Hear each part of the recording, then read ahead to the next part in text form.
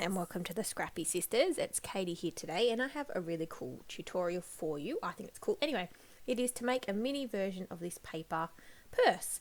I will be using it for Happy Mail, but you could use it for anything, gifts, anything.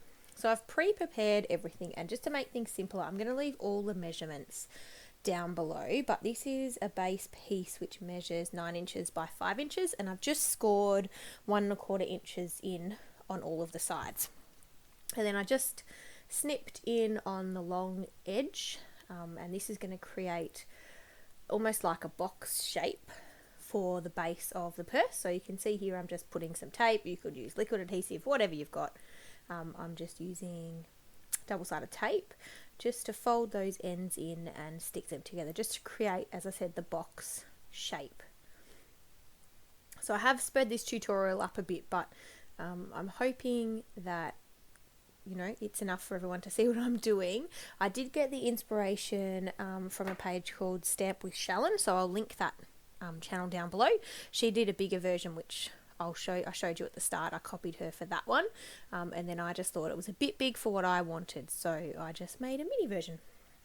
So these are my side panels, and I used two side panels that were 10 inches long by 4 inches wide, and I'm just sticking them together to create one long piece. This is actually probably a little bit long for what I needed. I do trim maybe about 2 inches off the end because I didn't want that much overlap, as you can see that I'm doing here.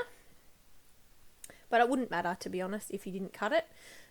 I just sort of roughly measured it up and went, I'll just give it a quick trim. So I did that. Maybe that's only an inch. That might only be an inch, looking at that.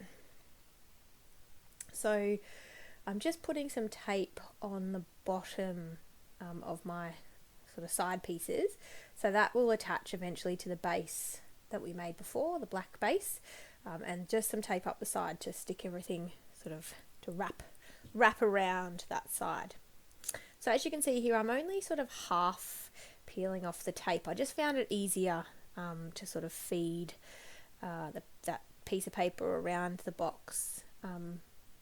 So I just sort of half pulled the tape off, and I'm just getting it as close to the bottom as I can, but it doesn't matter if you're not perfect, because I do put a trim around the bottom to sort of cover some of that imperfection. So you can see there, that's the shape that it makes, a really cute little bag shape that you can put anything you like in. So I cut these trim pieces, and I did cut them 1 inch by 10 inches, and I cut 2 strips of them, and then me personally, I just scalloped with my punch sort of one edge, and that's just to create the trim on the bottom. So I'm just again putting some double-sided tape around that. You do trim this to fit, so it doesn't matter that it's a little bit long. Because I used the scallop, it was also pretty easy to match that up so it didn't look too weird when I overlapped it at the end.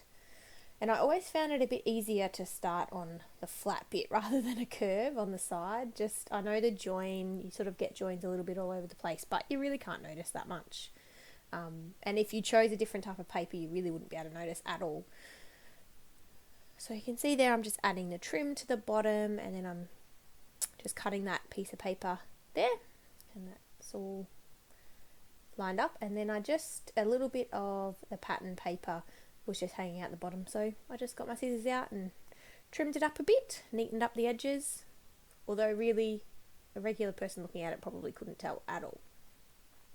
And then I cut a couple of I think they're 3/8 of an inch. I'm Australian, we don't use inches, I get confused.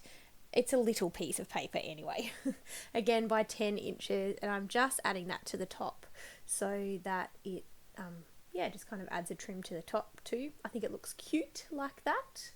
I just cut 2 pieces of paper that were the same width. Again, I think it's 3/8 of an inch.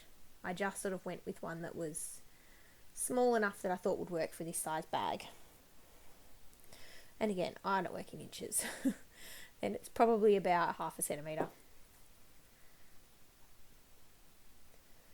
So I'm just overlapping it slightly just to neaten it up at the top, and then the only thing left to do are the handles. So this is 1 inch wide, and again it's 10 inches long. I rounded the corners using a 1-inch circle punch where I've just put half of the end in and chomped it.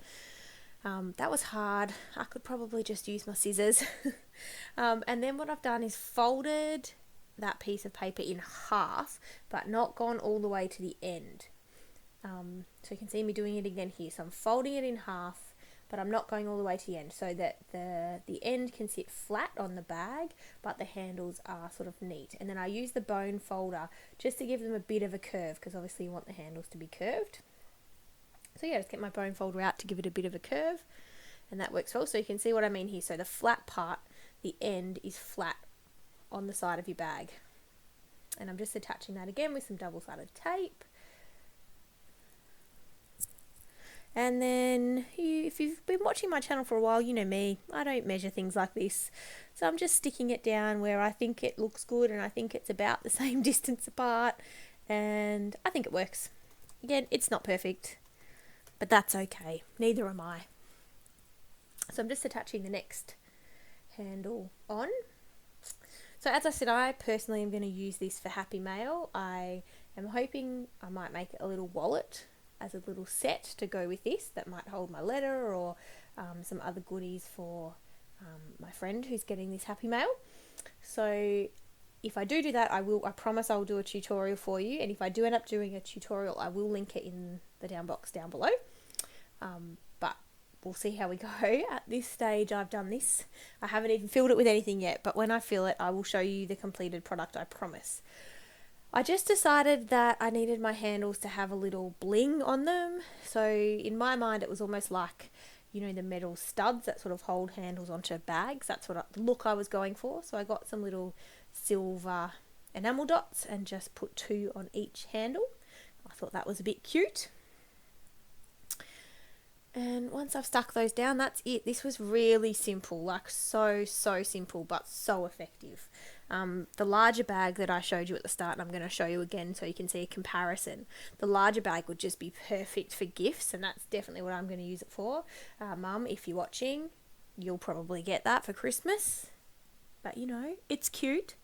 But yeah, I think as a gift, like, it would work really well. And this little one, I think, is going to be the perfect size for Happy Mail. So you can see the size difference there. I was so pleased with how these turned out. But anyway, I'll link everything in the description bar down below. I hope you have a wonderful day, and I look forward to showing you the next video. All right, everyone. Bye.